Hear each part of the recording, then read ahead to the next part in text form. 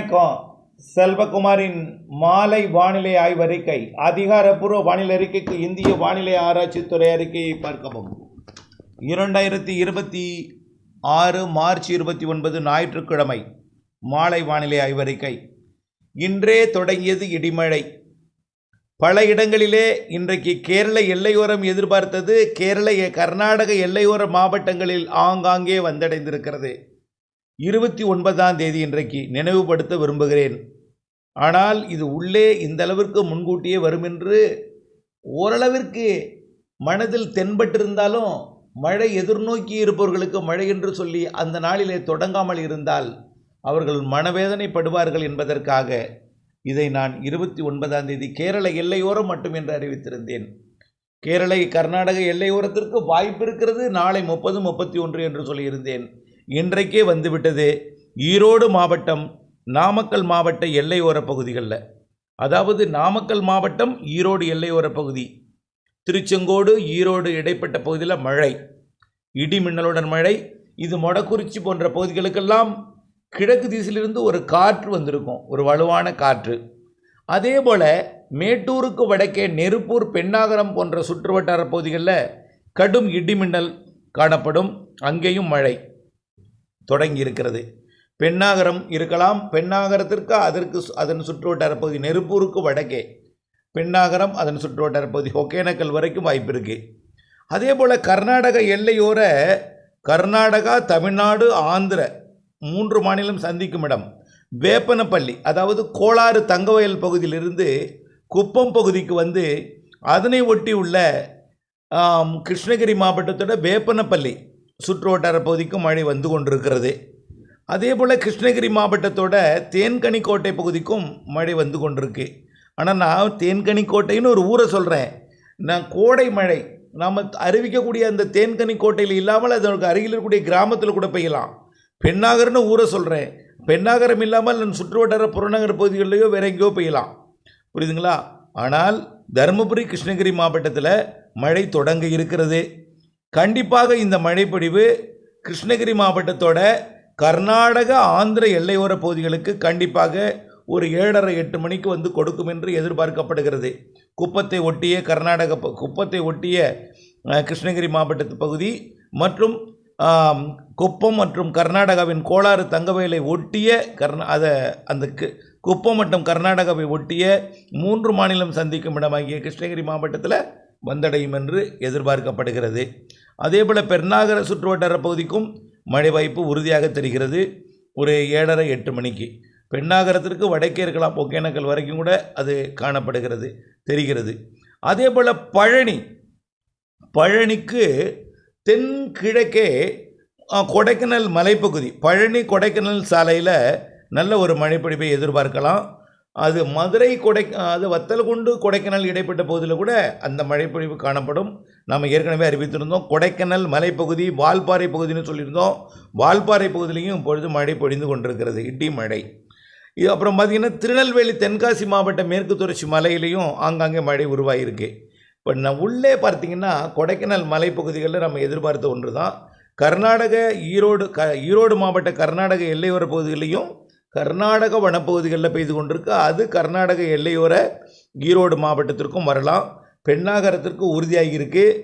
அதே போல் கர்நாடகா மற்றும் ஆந்திர பிரதேசம் மற்றும் தமிழ்நாடு 3 மாநிலம் சந்திக்கக்கூடிய வேப்பனப்பள்ளிக்கு வட கிழக்கு பகுதியில் குப்பத்தை ஒட்டிய கோளாறு தங்கவயல் பகுதியை ஒட்டியுள்ள கர்நாடக தமிழ்நாடு எல்லை, ஆந்திர தமிழ்நாடு எல்லையில் மழைப்பொழிவு, இடி மின்னல் மழைப்பொழிவு தெரிகிறது.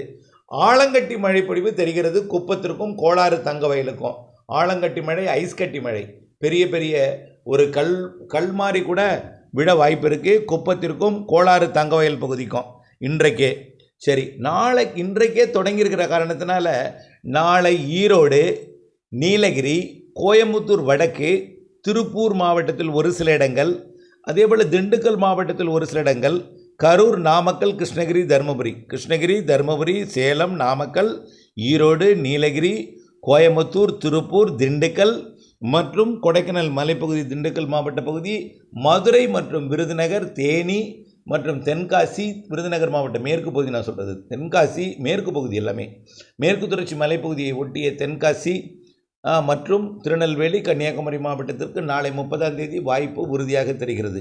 31ஆம் தேதியும் இருக்குது. ஒதுக்கி ஆங்காங்கே தான், எந்த இடத்துல வேணாலும் பெய்யலாம். இப்போ இன்றைக்கி பெண்ணாகரத்தில் பெய்யுறது, நெருப்பூரை ஒதுக்கலாம், மேட்டூர் கூட ஒதுக்கிறோம்.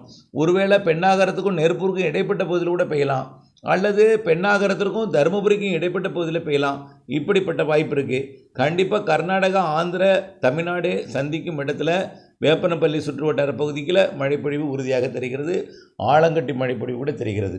சரி, நாளைக்கு இந்த மேற்கு மாவட்டங்கள், கர்நாடக, கேரள எல்லையோர மாவட்டங்களுக்கும் நாளை மறுநாளும் இருக்குது. 1ஆம் தேதி 2ஆம் தேதி இதே போல் இருக்குது. கொஞ்சம் கொஞ்சமாக உள்ளே வரும். அப்படியே கல்வராயன் மலை பகுதியை ஒட்டி கூட உருவாகலாம் 1ஆம் தேதி 2ஆம் தேதி. சரி, 2ஆம் தேதி டெல்டா மாவட்டங்களின் தெற்கு பகுதி மற்றும் தென்கடலோர பகுதிகளுக்கும், தென் மாவட்டங்களின் கடலோர பகுதிகளுக்கும், தென் மாவட்டங்களின் உள்பகுதிகளில் கூட ஓரிரு இடங்களில் தெரியுது 2ஆம் தேதி. 3ஆம் தேதி டெல்டா, தென் மாவட்டங்கள் மற்றும் தென் மாவட்டத்தின் மேற்கு தொடர்ச்சி மலை, தென் மாவட்டங்களின் உள்பகுதி, டெல்டா மாவட்டங்கள், டெல்டாவின் கடலோரம் முதல் மேற்கு தொடர்ச்சி மலை பகுதி வரைக்கும் 3ஆம் தேதி உறுதி. அப்போ 3ஆம் தேதி கல்வராயன் மலைக்கும் இருக்கும். கேரளா, கர்நாடகா மற்றும் உள்பகுதி, எல்லா மாவட்டங்களுக்கும். இந்த வடகடலோரம் திருவள்ளூர், சென்னைக்கு மட்டும் 5ஆம் தேதிக்கு மேலே 5, 6, 7, 8 தேதிகளில் இருக்கும். அந்த இடம் தான் கொஞ்சம் தாமதம் ஏற்படும். அதுக்கும் உறுதி 5ஆம் தேதிக்கு மேலே சென்னை, செங்கல்பட்டு மற்றும் திருவள்ளூர் மாவட்டத்திற்கு 5ஆம் தேதியிலிருந்து 12ஆம் தேதி வரை. எல்லா மாவட்டங்களுக்குமே 3ஆம் தேதியிலிருந்து 12ஆம் தேதி வரை மழை உறுதி. ஆங்காங்கே ஒதுக்கி பெய்யும். இப்போவே இன்றைக்கே அச்சுறுத்தலை கொடுத்து கொண்டிருக்கு. கர்நாடக எல்லையோரத்தில் கிருஷ்ணகிரி, அதாவது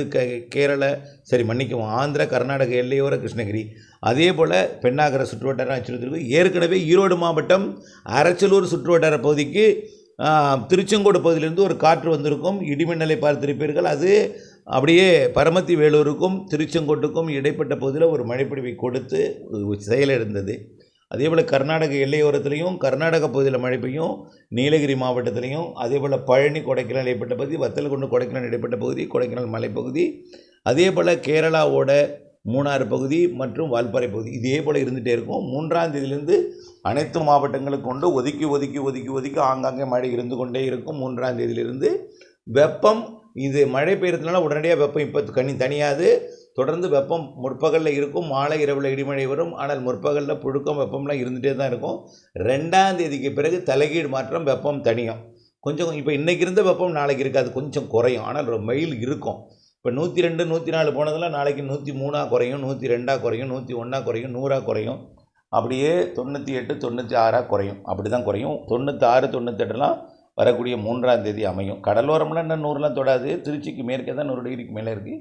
கடலோரம்லாம் 100 கீழே தான் இருக்குது. இன்னமும் குறைஞ்சிடும். வரக்கூடிய நாட்களில், வரக்கூடிய 3ஆம் தேதியிலேருந்து நல்லாவே குறைஞ்சிடும். கடலோரம் கிழக்கு காற்று, அதாவது தென்கிழக்கு காற்றை கொண்டு வரக்கூடிய காற்று சுழற்சி வரப்போகிறது. 12ஆம் தேதி வரைக்கும் வெப்பச்சலன இடிமழை பொழிவு உள் மாவட்டங்கள் பெரும்பாலும் கடலோரத்தில் அதிகாலை மதியத்துக்குள்ளும், அதிகாலையிலிருந்து மதியத்துக்குள்ளும், மீண்டும் நள்ளிரவு அதிகாலையிலும் இப்படியே வரும்.